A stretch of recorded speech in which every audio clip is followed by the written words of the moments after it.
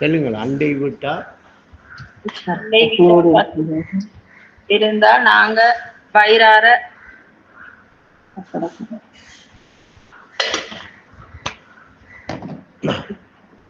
நமக்கிட்ட பசி என்று சொல்லி ஒரு உணர்வு இருக்கா இல்லையா? இருக்கு. எத்தனை உணர்வு இருக்கு பசி என்று சொல்லி? ஒரு உணர்வு தான் எனக்கிட்ட எனக்கு பசிக்குது, எனக்கு பசிக்குது என்று நான் உணர்றது எத்தனை இருக்கு? ஒன்றுதான் இல்லையா? அப்ப எனக்கு பசிக்குது என்று அந்த உணர்வைத்தானே நான் சொல்றேன். எனக்கு பசிக்குது என்று சொல்லி நான் அந்த உணர்வைத்தான் சொல்றேன்.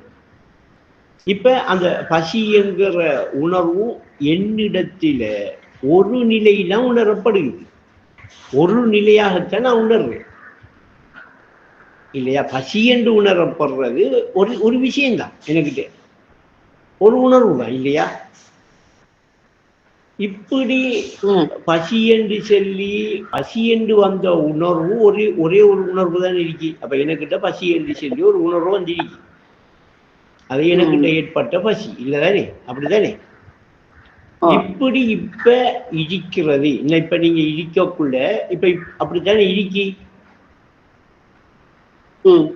இப்படி இருக்கிற இந்த பசி என்னிடத்தில சரியா ஒருநிலைப்பட்ட என்னுடைய பசி என்று ஒரு உணர்வாக உணரக்கூடிய நிலையில இருக்கிற இந்த பசி இப்ப நான் உறக்கத்தின் போது மறந்து போதா இல்லையா? மறந்து போவதே அல்லாமல் அந்த பசி என்கிற அந்த உணர்வு இல்லாமகுதா? இல்லாமகல. பசி என்கிற அந்த உணர்வு இடுக்கி என்னடா மறந்து போச்சு. இப்படி மறந்து போய் இப்படி நான் உறங்கக்குள்ள எனக்கு என்ன செய்யப்படுகுதுண்டா கனவு வருகுதுன்னு வைங்க. இங்க நான் கனவு காண்றேன். கனவு ஒன்று வெளியாகுது. அந்த கனவு ஒன்று வெளியாகி அந்த கனவுல அனிஸ் பாத்திமா வந்திருக்காக, பானு வந்திருக்காக, ஜெஸ்மின் வந்திருக்காக. இப்படி ஒரு 100 பேரு அனிஷாட வீட்டை வந்திருக்காக. வெப்பமே இது எங்க நடக்குது? கனவுல. யார கனவுல? அனிஷாட கனவுல என்று வைப்போம். அவளையே எடுப்போம். உதாரணத்துக்கு இந்த பசி என்று சொல்லி கனவு காண்றதுக்கும் முதல் ஒரு உணர்வு இருந்த நிலைய அனிஷா கிட்ட இருந்ததாகவே எடுப்பேன். பசி என்று சொல்லி கனவு காண்றதுக்கு முதல், உறங்குறதுக்கு முதல் எனக்கு பசிக்குது, என்கிட்ட பசி என்று ஒரு உணர்வு இருக்கென்று ஒரு உணர்வை உணர்ந்த அந்த நிலை யாருக்கிட்ட இருக்கு? இருக்கு. அப்படி இருக்கிறவங்க தான் இப்ப மறந்து உடலை மறந்து உறக்கத்துக்கு போனதுக்கு பிறகு அவள்கிட்ட இப்ப என்ன வெளியாகுது? கனவு வழியா. அந்த கனவுல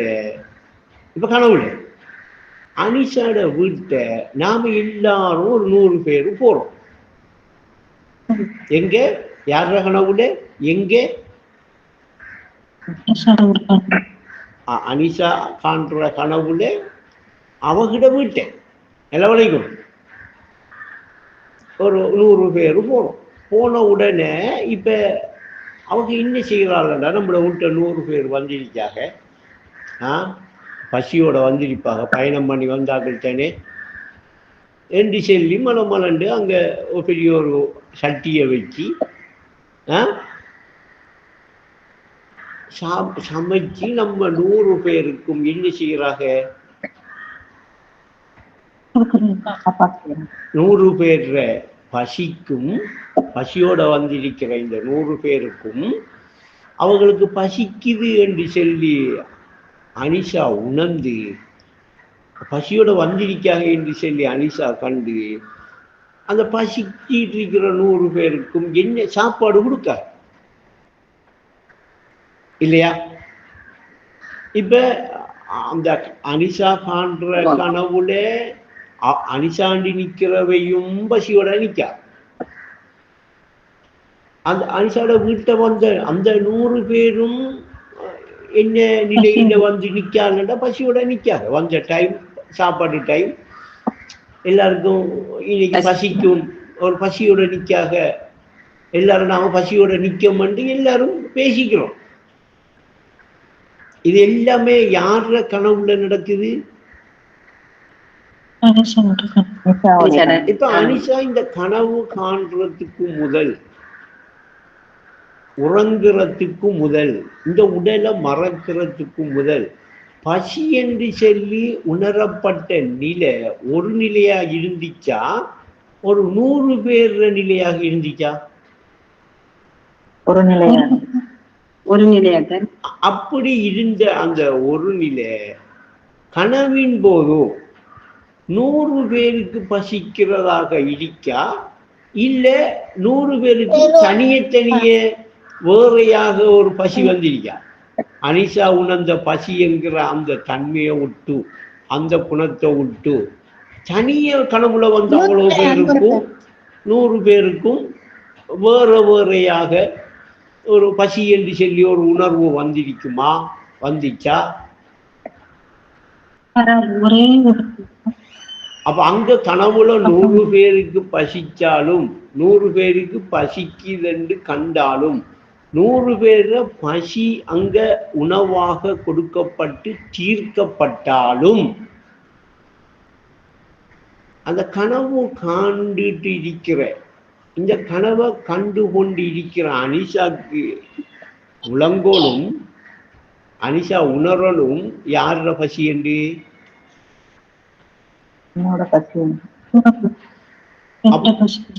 அந்த பசி என்று அவர்களுக்கிட்ட ஒரு நிலையா இருந்த அந்த பசி தானே இப்ப கனவுல 100 பேரை கொண்டு வெளியாகுது. 100 பேர்த்திலிருந்து அந்த உணர்வு வெளிப்படுகிறது. 100 பேருக்கு பசிக்குது என்று சொல்லி இன்னைக்கு ஒரு பசி என்று ஒன்றை கண்டு சாப்பாடு கொடுபடுகிறது. அனிஷ் பாத்திமாவுக்கு புரியுதா? என்னடா தனியாங்க 100 பேருக்கும் அனிஷா காண்ற கனவுல வந்து தனியத்தனிய 100 பேருக்கு பசிக்குது என்று அந்த பசி என்கிறத உணர்றதுக்கும் அந்த பசிக்கு அவங்க உணவு சாப்பிட்றதுக்கும் தனியத்தனிய 100 பேர் உணரப்படுற ஒரு பசி ஒன்று இருக்கா, இருந்துச்சா?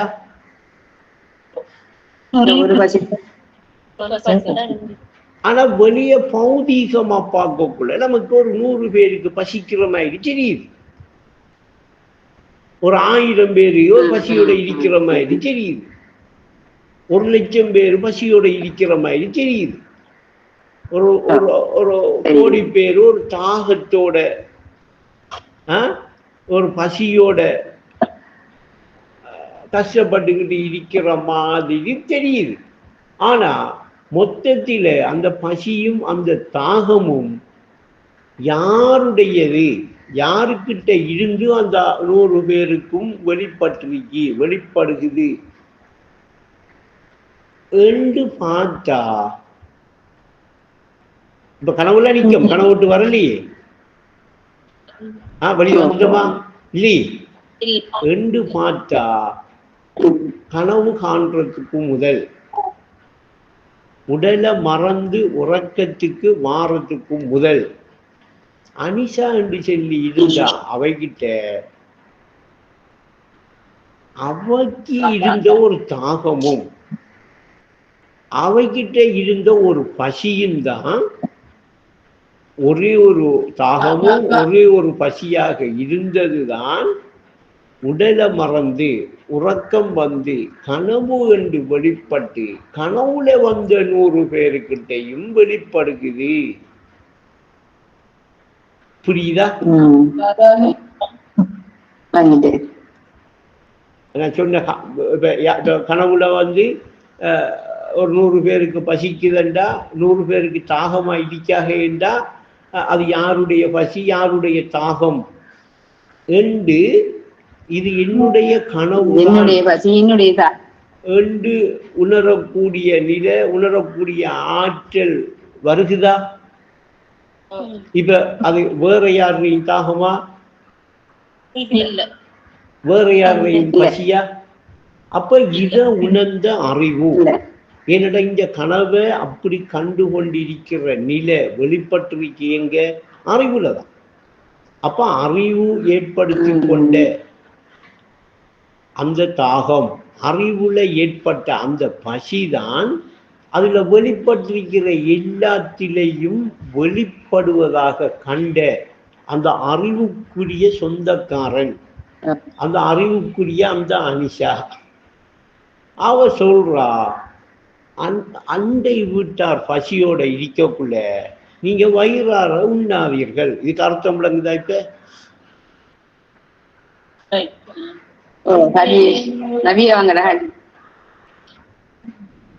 அண்டை வீட்டார் பசியோடு இருக்கும் போது நீங்க வயிறார உண்ணாதீர்கள். அடுத்தது, உங்களுக்கு தேவையான அளவோ உங்களுக்கிட்ட இருந்தா, மேலதிகமா இருந்தா என்ன செஞ்ச?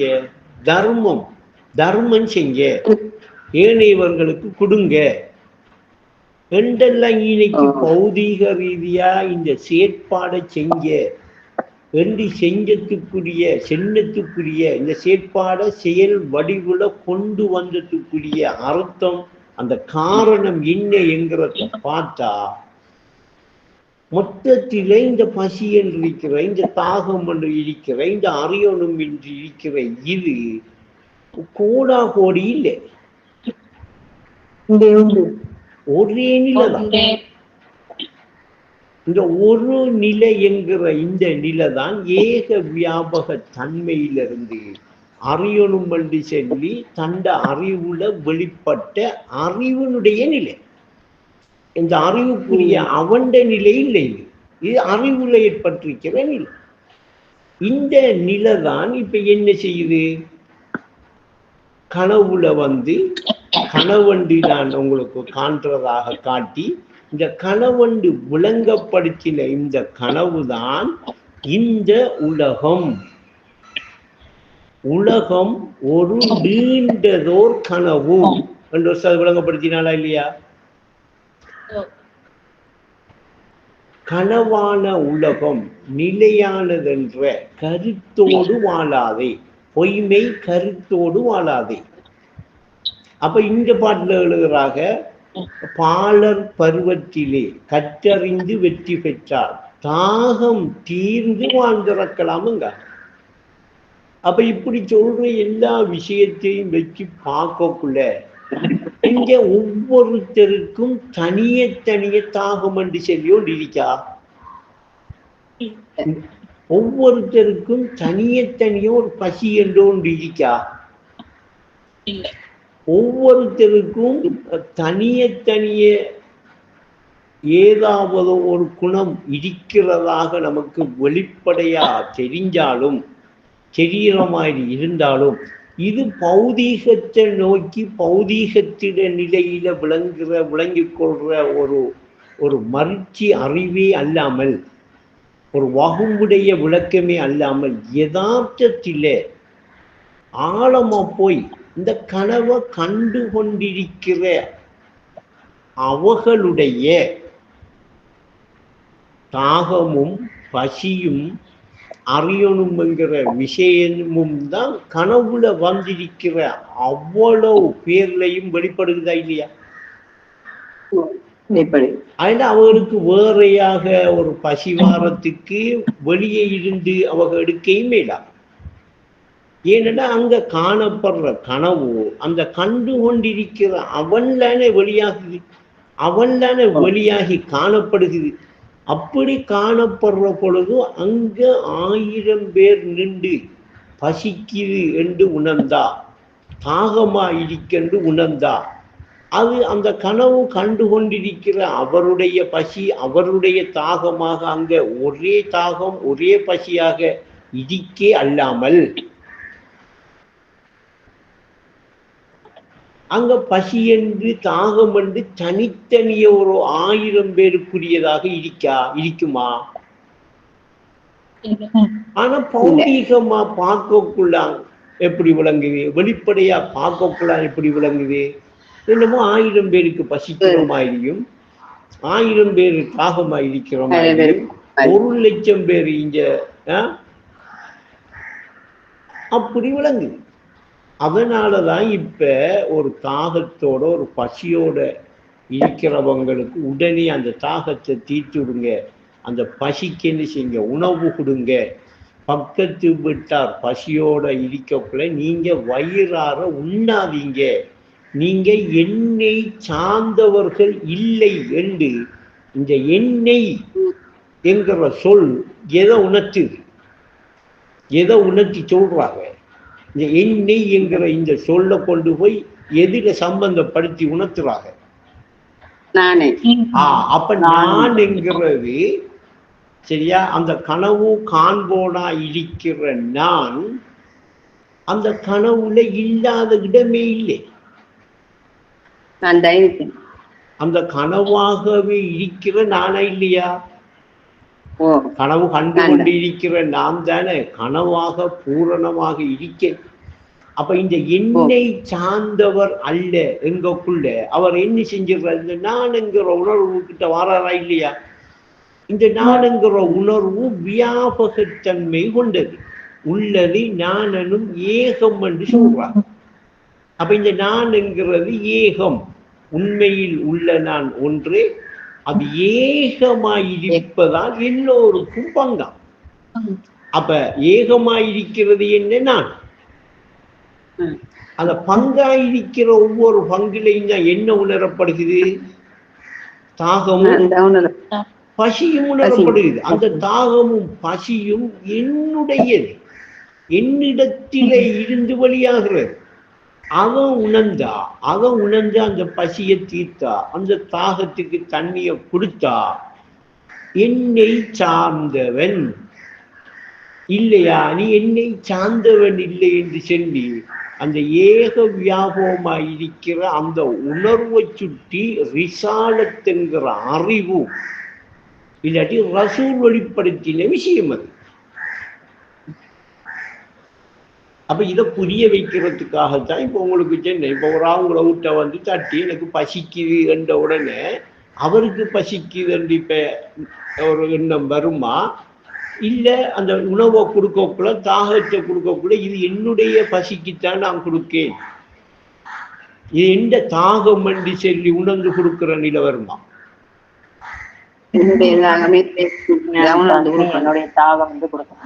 அப்படி இது என்னுடைய பசி, இது என்னுடைய தாகத்துக்குத்தான் நான் இதை கொடுக்கல் என்று சொல்லி கொடுக்கிறது நீங்க உங்களுக்கு கொடுக்கிறதா வேற யாருக்கும் கொடுக்கிறதா?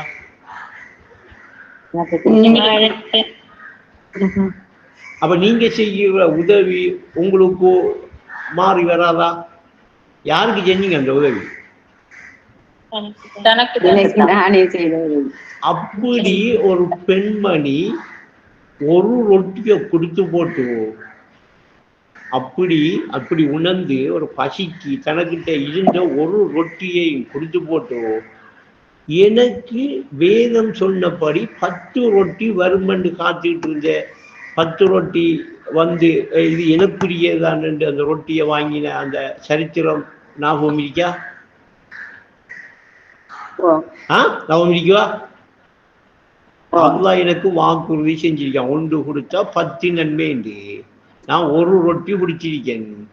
அப்ப யாருக்கு குடிச்சிருக்காவ? இப்ப அப்படி பசி என்று வந்த அந்த நான் என்று சொல்லி ஏக வியாபக தன்மையை உணர்ந்து அந்த பசி என்று வந்த அவன் என்று கண்டு யாருக்கு கொடுத்தா? அவனுக்குத்தான் கொடுத்தா, அவைக்குத்தான் கொடுத்தா. கொடுத்து போட்டுத்தான் அவன் நம்பிக்கையோட இருந்தா.